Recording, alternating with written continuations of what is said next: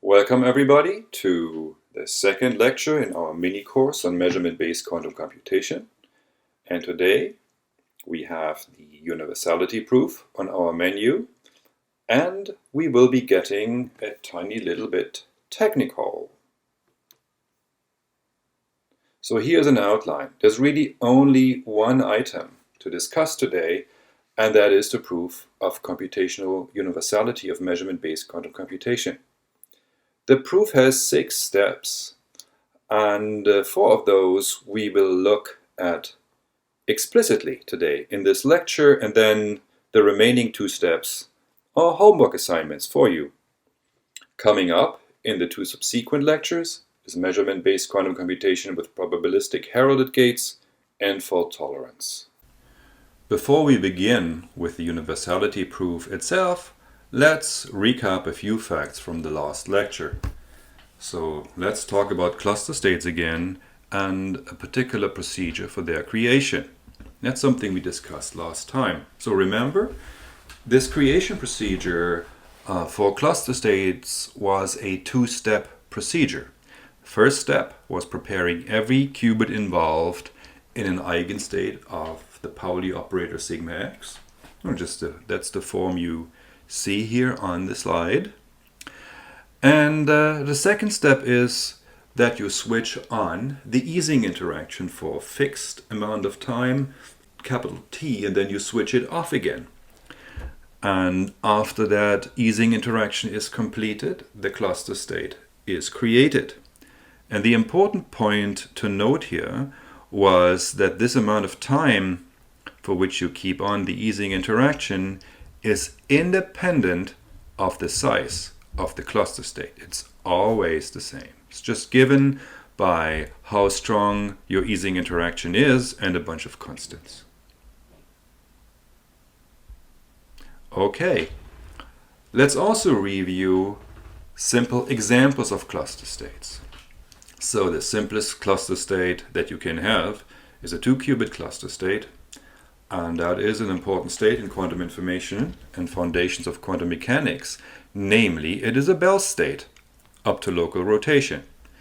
You append one particle, so you're talking about a 3-qubit cluster state on the line. It gives you a Greenberger-Horn-Zeilinger state. Okay, if you want something slightly more fanciful, then why not look at the cluster state on this wheel-shaped graph here, and that gives you a code word in the Steen code. Alright, so now let's move on to something new. Let's talk about something that we haven't talked about before, namely the definition of cluster states. Of course, we could take the creation procedure as a definition, and we will sometimes do that, but the proper definition of cluster states is here on this slide. Namely, the cluster state is a stabilizer state. So we will not review the stabilizer formalism in this lecture, but if you don't know about it, consult the Nielsen and Schwang. It's a very important formalism in quantum information. It's particularly helpful if you're interested in fault-tolerant quantum computation. At any rate, what does this mean here concretely for us? So look at those operators here. So this is the Ka that we are now discussing. So you can assign an operator Ka to the neighborhood of any site A here on the lattice. And how do you construct this operator?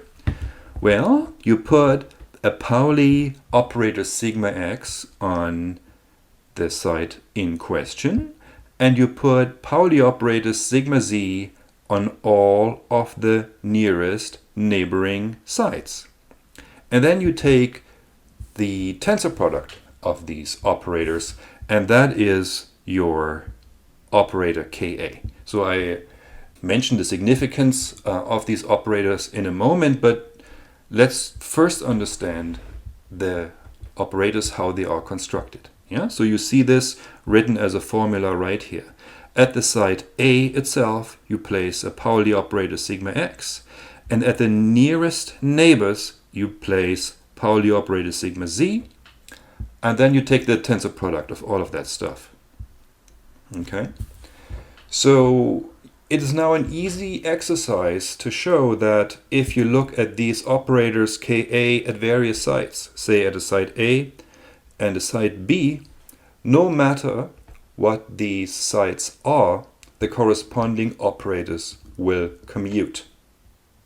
Which means that all these operators have a joint set of eigenstates. And these joint eigenstates are cluster states.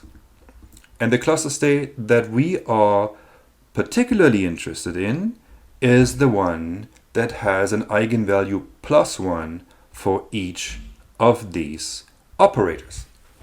And that state is uniquely defined up to a global phase. So this is the definition of cluster states in the stabilizer formalism. And it is a very useful definition to have at hand.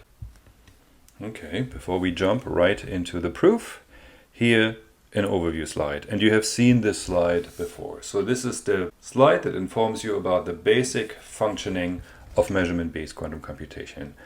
We spent probably 5 or 10 minutes with this slide in the last lecture, so I don't want to go over all of that again. I just want to point you to the main features.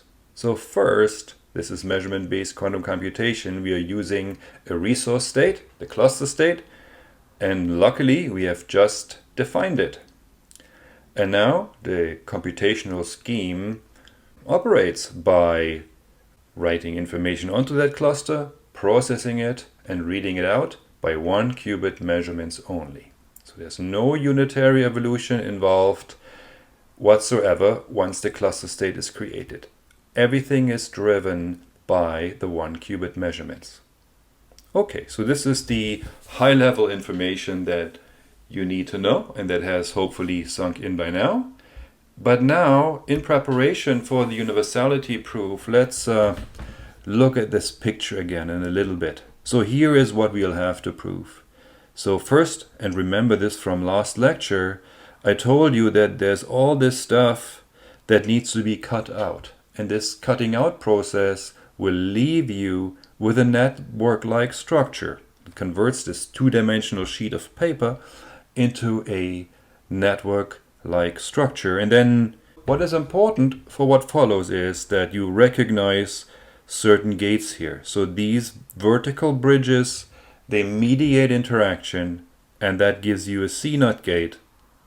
And then also you want to do 1-qubit rotations, and this is achieved by changing the measurement basis away from the eigenbasis of sigma x and tilting it towards sigma y. Yeah, we will talk about that as well. So overall, what we will be doing is to map measurement-based quantum computation to the circuit model. And that involves several steps. So here is an outline of what there is to prove. So first step will just be dealing with the very simplest operation you could think of, namely doing the identity gate. Not even the 1-qubit operation, just the identity gate. That will be our starting point. And then from there, we graduate to doing 1-qubit rotations, so non-trivial quantum gates. But that is also not enough. Well, we have to think about how to do entangling gates, like the CNOT. So the fourth step is, well, how do we get these shapes in the first place? So that is about cutting out the networks. Then step 5 is that we have to prove that our gate simulations compose in the same way as the gates themselves would compose. And then there's one item left, and this is now really central for measurement-based quantum computation. Counteracting randomness. So what is this randomness? Well, it comes from the measurement, and we reviewed measurement in the last lecture. It's probabilistic. When you do a measurement, you can choose the measurement basis, and that's very important for measurement-based quantum computation. This is how you tell the cluster state which algorithm to implement, but what you cannot choose is the measurement outcome. You must take whatever you get, and that will be, in this case, completely random. But measuring is different from tracing out, and so you need to do something with those measurement outcomes. And you'll see that, well, you'll have to adjust measurement bases according to previously obtained outcomes, and all this measured information will also influence your final readout. But I'm getting ahead of myself. I just wanted to give you some more advanced warning of what we'll have to do. So in this lecture, I will not be going through all of these steps, only through 4 of them. Yeah? And the remaining 2 steps you can read up about in the literature. At the end of this lecture, I will give you some reading suggestions. Of course, alternatively, you can always do it by yourself on a piece of paper. I'm sure you can. You will not need the support of reading the papers. Anyway, those 4 steps are on our menu today. So this is step 1 of the universality proof. In this first step, we are dealing with the identity gate that is implemented by a 3-qubit cluster state. So now we are considering the transmission of arbitrary quantum states. So this means we have to somehow get an input into the cluster state, and we are talking about cluster states with inputs. So before I can explain to you the functioning of this procedure, I need to explain to you what a cluster state with input is. And we can do this with picture number 1 over here. So if psi was a plus, that is an eigenstate of sigma x, then this would just be the creation procedure of a cluster state as we have seen it before. Remember, we discussed the creation of cluster states in terms of the Ising interaction, and here we have the computer science version of the Ising interaction, just a bunch of conditional phase gates. A conditional phase gate, like this one shown here, takes 2 inputs, 2 qubits worth of input, and produces 2 outputs. And this gate is best explained in the computational basis. So every basis state stays what it is, except the state 1, 1 acquires a phase of pi. So it goes into minus itself. So there's a relative phase there. Good. So this is what the conditional phase gate is. And if that was plus, this would just be the creation procedure for a cluster state. And now we are replacing one of the qubits formerly in the state plus by a general 1-qubit state, and that is now the creation procedure for a cluster state with input.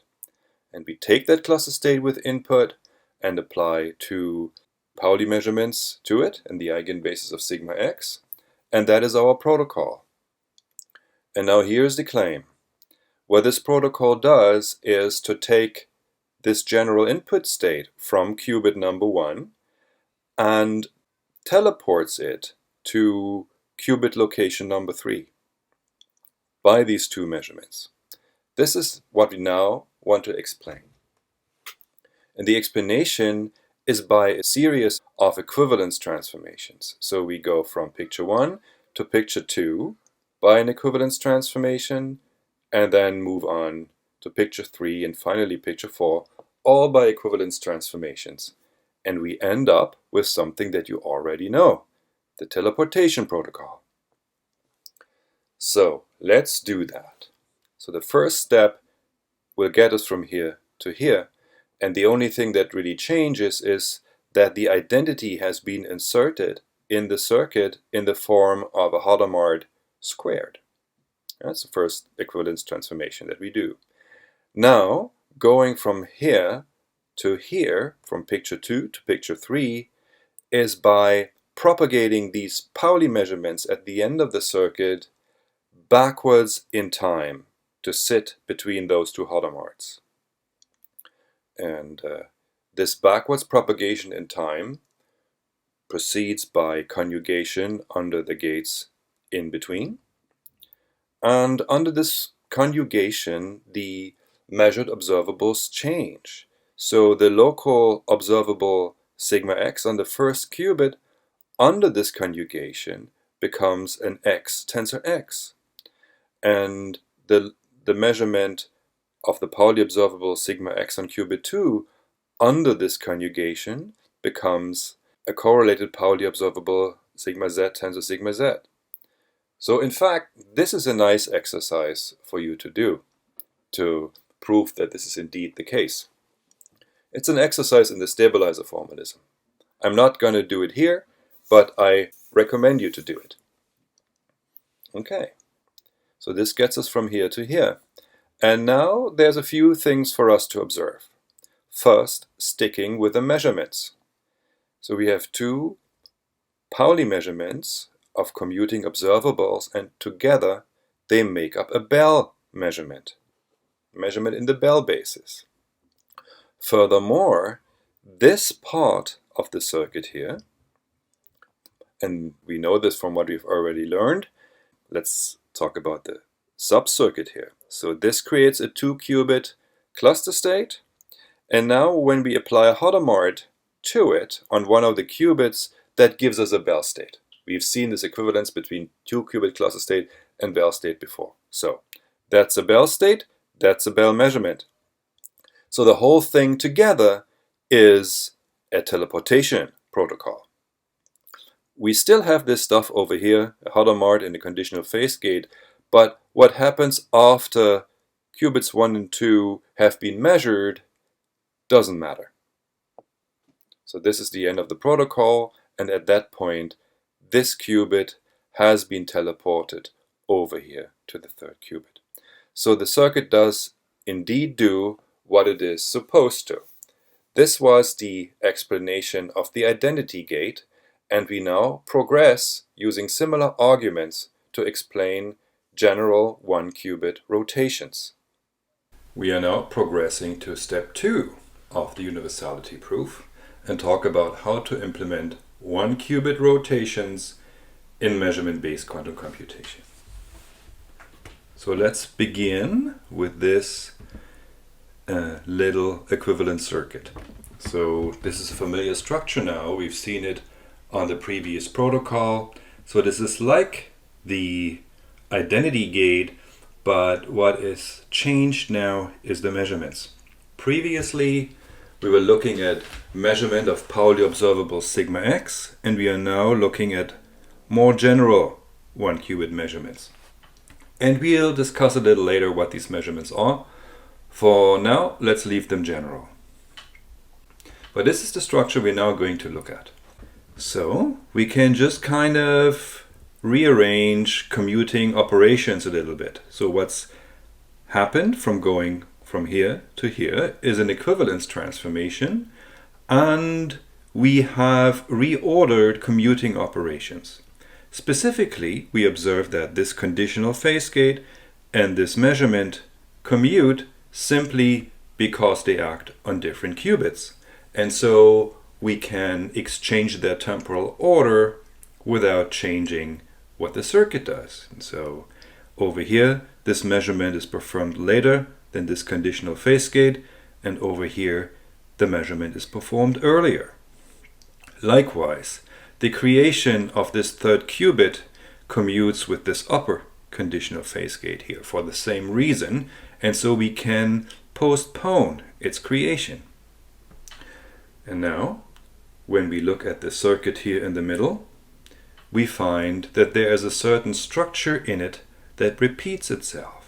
Namely, the whole circuit is built out of two bricks, so to speak, which are exactly the same and which are stacked together in this fashion. And so, what we want to understand is what these bricks do. And that's what we are now getting to. Okay, we're looking at one of these bricks. So up here we have what we just discussed, and now we focus on the brick. Previously, it was a measurement of the Pauli observable sigma x. Now we are looking at something more general, namely the sigma x conjugated under a rotation about the z-axis with a variable angle. So we are looking at a whole family of measurements all at once. Okay, and again, we will be performing a sequence of equivalence transformations. So this is now our brick. That's what we want to understand. And the measurement in this rotated observable is equivalent to first rotating the logical state of the qubit and then performing a Pauli measurement sigma x. Then we further observe that this local rotation about the z-axis commutes with the conditional phase gate, so their order can be interchanged. That is, we can do the rotation first. And now we see that this rotation acts right at the beginning of the circuit. So it is the same as if we had used a rotated input state to begin with. Okay, so we know that the whole circuit is the application of this unitary and then whatever this remainder does, whatever this 1-qubit teleportation, half teleportation step does. And this is easy to work out. I'm not going to work it out here, but it's a nice exercise to do. So the remainder of the construction, what it does is it essentially performs a Hadamard gate, and then depending on what the outcome of this Pauli measurement is here, there's going to be a correction, a Pauli correction, a unitary Pauli correction of sigma z type. So this correction is not there when the positive eigenvalue is measured, and this correction is there when the negative eigenvalue is measured. So altogether, this is the transformation that's being performed. A Hadamard, a outcome-specific correction, and the rotation about the z-axis that was part of the description of the measurement. Okay, so that's our building block. That's what our building block does. Okay, and so next, what happens for the whole circuit, which is just two of these building blocks stacked together?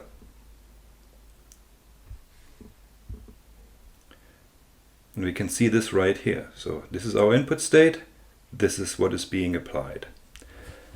And well, multiplication of matrices or linear operators, if you like, is associative. So we can leave out the brackets and just deal with this sequence of gates. And we now exchange their order. But be careful, there's non-commuting stuff happening in here. So what we are going to do is we are going to propagate this Hadamard gate forward in time to meet this other Hadamard gate over here.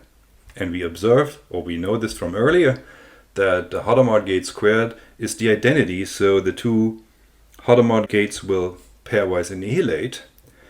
But in the process of this Hadamard gate moving to the middle, these gates in between will change. Namely, they are conjugated under the Hadamard, and the effect of this is that this sigma z here will be conjugated into a sigma x, and this z rotation will be conjugated into an x rotation. That's what Hadamard gates do.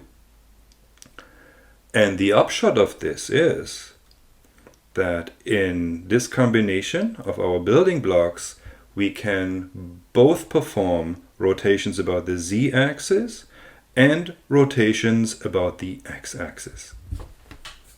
So that's the message here. And of course we know from the Euler decomposition of general SU2 rotations that we need both x and z rotations.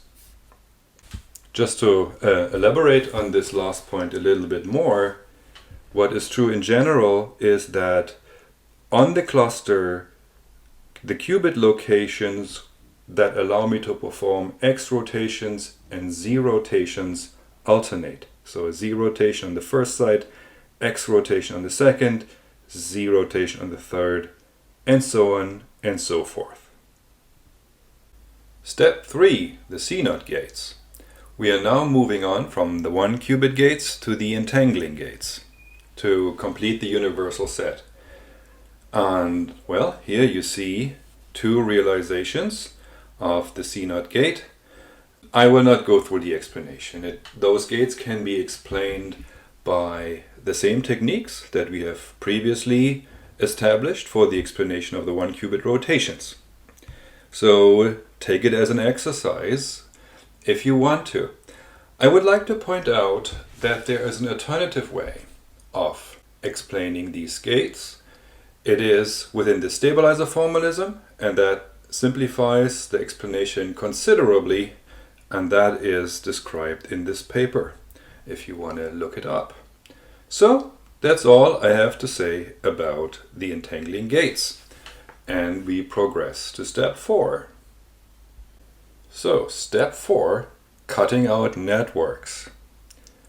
So the cutting out step is used at the beginning of the procedure to transform the 2-dimensional sheet-like cluster state into a network. So for every measurement-based quantum computation, there are lots of cluster qubits that are not needed, and now we talk about a construction that removes them. So here we go. So this is the basic rule, and it is shown here in a particular example, but it holds in general. You have a cluster, and there's a qubit somewhere sitting in that cluster, and you measure it in the Z basis. And the effect of this is to remove that qubit from the cluster. So the qubit itself is removed and all its connections are removed. And so this is a way to change the shape of clusters. So this is obviously a very useful rule, and you can see how networks are created in this fashion. So now let's prove that rule. Oh, before we get to that, there is a little bit of fine print that we need to talk about, and I'm just pointing out the obvious, namely that the measurement outcomes do matter. We are projecting, not tracing over. And so really the state after measuring the qubit here in the middle is only local unitarily equivalent to a cluster state in general. That is, if the outcome of this measurement was plus, then you really have a cluster state as the result of this. But if the outcome was minus, then you get a cluster state only up to local rotations. That is, it's only local unitarily equivalent to a cluster state. And then what you can do is perform these local unitaries to get back to a cluster state, or equivalently, since all these other qubits are also measured at a later stage for the purpose of quantum computation, then you might absorb these unitaries in the basis choice of the measurement. Okay, so again, without this little bit of fine print here, Z measurement removes qubits from the cluster, and so you can change the shape of clusters. Now, we want to prove this rule, at least in a simple instance. So we have chosen here the simplest instance one could think of, just a 3-qubit cluster state. 1 qubit measured in the Z basis results in a 2-qubit cluster state. So let's prove this equivalence. Okay, what you see here in the circuit diagram is on the left the creation of a 3-qubit cluster state on a line, and then the subsequent measurement in the Z basis. So we assume here that the outcome obtained in this measurement was 0, the eigenstate of sigma z with positive eigenvalue. Okay, now we want to show that this measurement leaves the 2 qubits up here in the cluster state. All right, so let's do that. So the first step is that we propagate the measurement in the Z basis backwards in time. We observe that this measurement commutes with the conditional phase gate here, and so we can exchange their temporal order. Yeah, that's the first step. So now we look at this part of the circuit here. Sigma x eigenstate acted upon by a projection on the zero state. So this is nothing but the zero state. Okay, so we end up with this situation. And in this situation, we now look at that region of the circuit. We observe that if an input 0 is involved in a conditional phase gate, then the conditional phase gate doesn't really do anything. Remember what we said earlier about these gates? They don't do anything except if we have the one state on both inputs, then a phase is acquired. But you do not have that. You have a 0 down here, so the gate doesn't do anything, and we can just leave it out.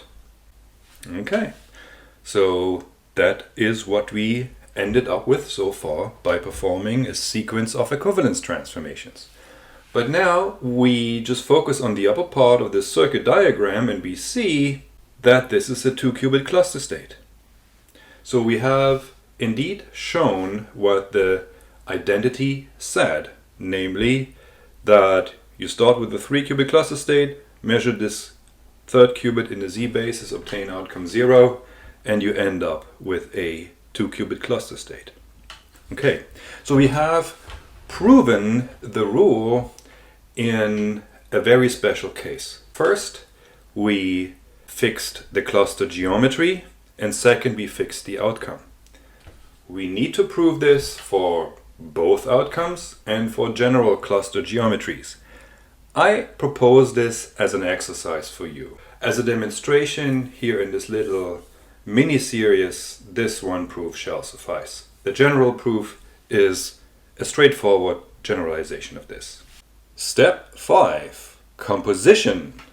So what is to be shown here is that the MBQC simulations of circuit model gates compose in the same way that the gates themselves compose. That is, you have a functioning simulation of one gate, say gate 1, and you have a functioning simulation of gate 2. Now, when you concatenate those simulations, you get a functioning simulation of the composition of gate 1 and gate 2. I hope that was not too much of a mouthful. Well, you can replay. At any rate, this is what needs to be shown. I'm cutting corners and not really showing it here. It is really just another iteration of these commutation games that we have played many times before here in this lecture. So by now you should be able to do those arguments by yourself. But if you need help, there's help available. Namely, in this paper down here, look for that figure. And once you found it, look for where this figure is referenced in the text. And that's where the argument is. Okay? You just needed to show that the composition of MBQC gate simulations works in the same way as the composition of the gates themselves. So maybe you were expecting step 6 now, but let's take a break for a moment. Let's take stock where we stand right now, and let's go back to this overview figure. So we have so far completed 5 of the 6 steps of the universality proof, kind of in isolation, and now we want to see how these 5 elements are used in the universality proof. So let's begin completely out of order with step 4, the cutting out of a network. So we are starting with a 2D cluster state, which is universal. Before you do the measurements, you can implement any computation on it. And now we begin to specialize it. So this cutting out of qubits leads to a network-like structure among the remaining qubits. This is what we use first. And now you're using step 5, the composition. That allows you to chop up this remaining network, which is shown in yellow and orange here, into several regions, such that each region corresponds to a quantum gate. And then what you have to do with these regions is to explain why they implement a C0 gate or 1-qubit rotation. And this is what we have done in steps 2 and 3. Also, a few gates will just, or gate simulations will just amount to the identity, and that was step 1 of the proof. So this is how we are going to use these 5 steps in the universality proof. But there is a 6th step, and there is something that we have so far shuffled under the rug. And now this is our look under the rug. So it has to do with measurements, and we have seen in the first lecture that the outcomes of measurements in quantum mechanics are typically random. And we now want to investigate how this randomness influences measurement-based quantum computation. There's a simple argument that shows us that there must be some influence. So assume, for example, you would measure but then not care about the outcomes you obtained. That would amount to tracing. But the trace is basis independent, and so if you would measure and not care about the outcome, you could never imprint anything on a quantum state. So this tells us that something needs to be conditioned on those random measurement outcomes in the process of the computation, and that is what we now want to look at. So here you see what happens for the simple example of a one-dimensional cluster state. So first, how should that graphics be read? On the bottom half of the slide, you have a one-dimensional cluster state with all of its qubits measured. So these red double-headed arrows indicate the various measurement bases. On the top half of the graphics, you see the circuit that is thereby implemented. So if you have a 1D cluster state, you implement the circuit on a single logical qubit, which is prepared in an eigenstate of sigma x, measured in the x spaces, and rotated in between. So, in greater detail, what happens? Well, we already talked about it in earlier steps of the universality proof. So, if you implement a measurement on the first qubit, that will lead to a rotation about the z-axis. And the contribution of the random measurement outcome is that if you get the positive outcome, then this is just exactly what you implement. And if you get the negative measurement outcome, then you implement that rotation and in addition a Pauli phase flip sigma z. Over here, at the next qubit, the situation is very similar. You implement a rotation, but this time about the x-axis, and then depending on what the outcome is, you get this Pauli spin flip operator sigma x this time. So this operator is there when you get the negative outcome, and when you get the positive outcome in that measurement, then this thing is not there. So overall, depending on what your sequence of measurement outcomes is, you almost implement what you're trying to implement, but then in addition, you get these random but heralded bits of stuff that you don't really want to be there, but which are there. They play a very important role in measurement-based quantum computation, and they are called the byproduct operators. So what we now need to talk about is how to get rid of byproduct operators. You don't want them to be there, but they are there. So what to do about them? The idea is to propagate them forward in time past the readout measurement. Namely, whatever happens after the readout is of no consequence for the computation. So if we have a way of getting them there, then we are good. So let's talk about that now. And let's talk about it in a single instance. Let's talk about the byproduct operator sigma x that's created by a measurement of the second qubit. Let's use this as a stand-in for all. Okay, so the idea is to propagate it out past the readout measurement.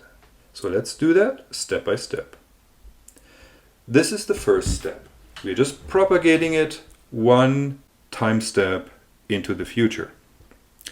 Because this is the Pauli operator sigma x, and the rotation here is about the z-axis, and we have the commutation relation between x and z down here, so the anti-commute. Because of that, the rotation angle of this rotation is flipped into minus itself under the effect of this propagation. The minus sign here is exactly the minus sign from down here.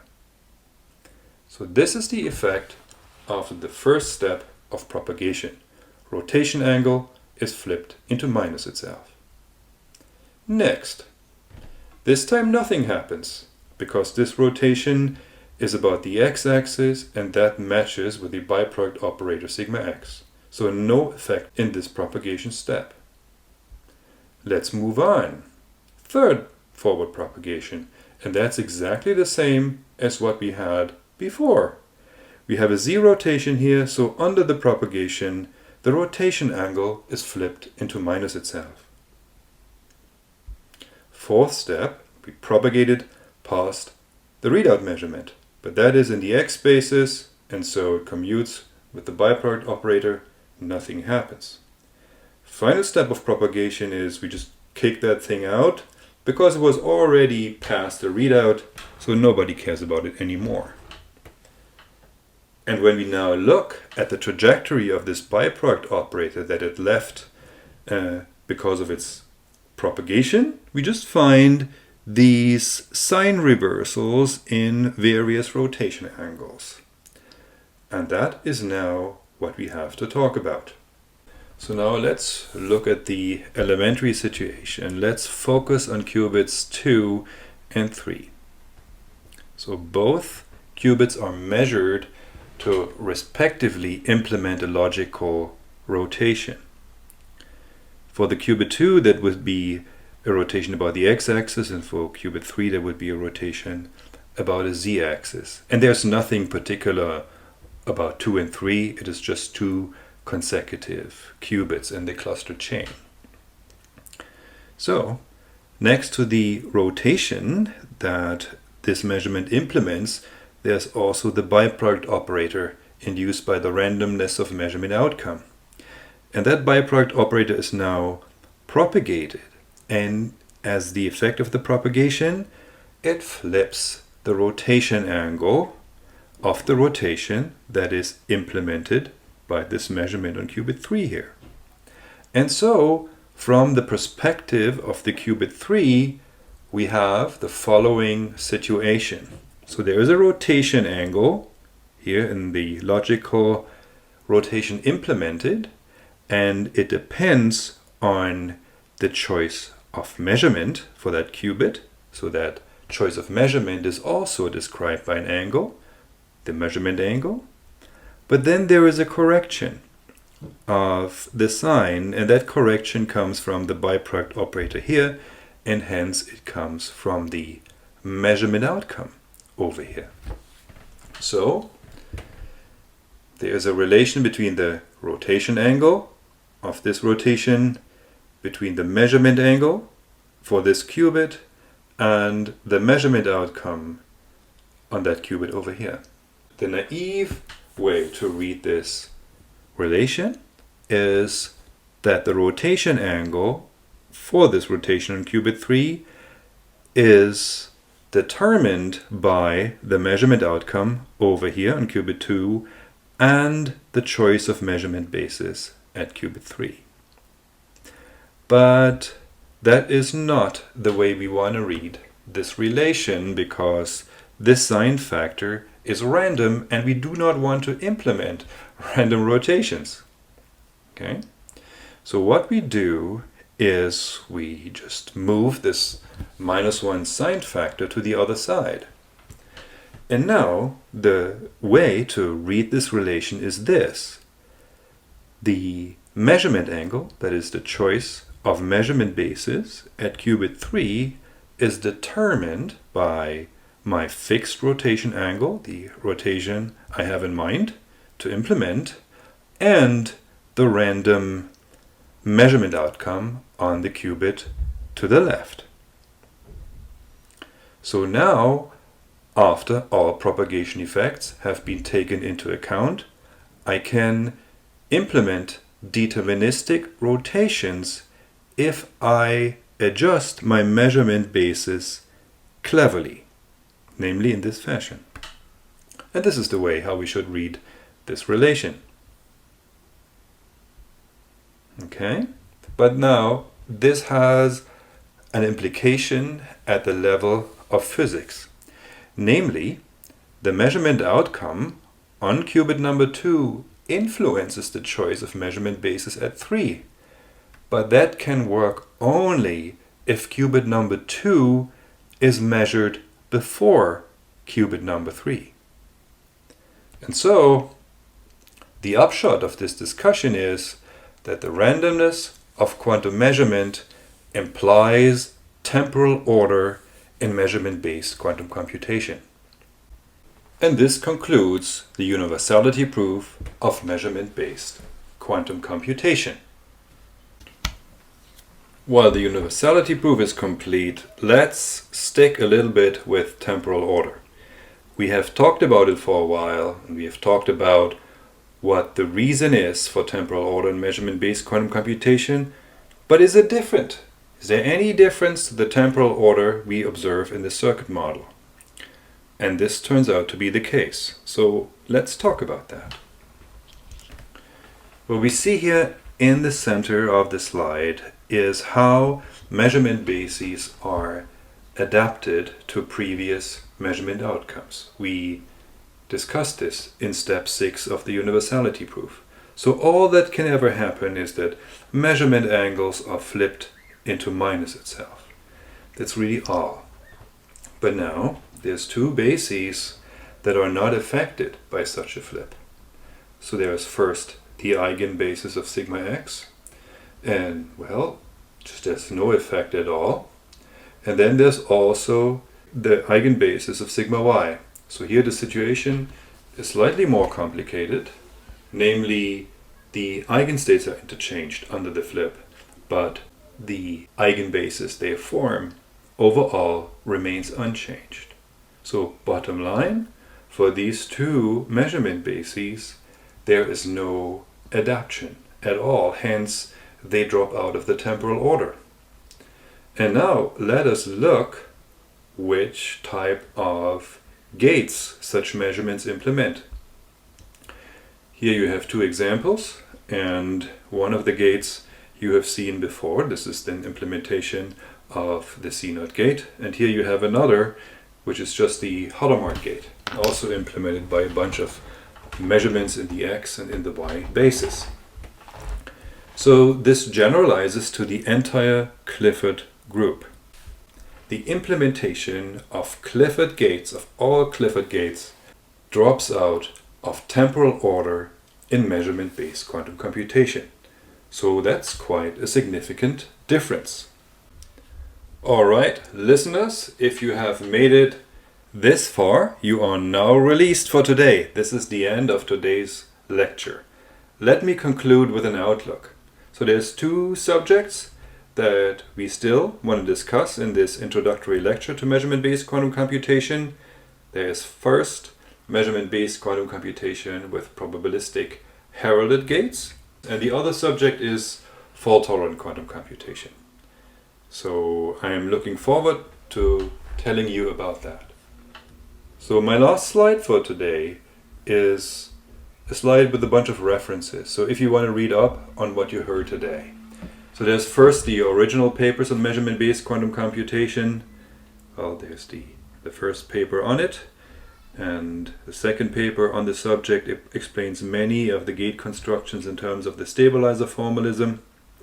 Then I would also highlight this paper over here, the half teleportation construction that I mentioned in the explanation of one-qubit rotations is taken from that paper. Then there's a couple of reviews on recent developments in measurement-based quantum computation that I'd like to emphasize, and you find them here and here. Finally, let me point out that the research on measurement-based quantum computation did not stop in 2012, but the work that has followed is pretty advanced, and it perhaps does not belong into an introductory lecture series. Maybe it is better fitted for an advanced lecture series, which I would also like to give in the near future. But if you're interested, Google measurement-based quantum computation and contextuality and computational phases of quantum matter.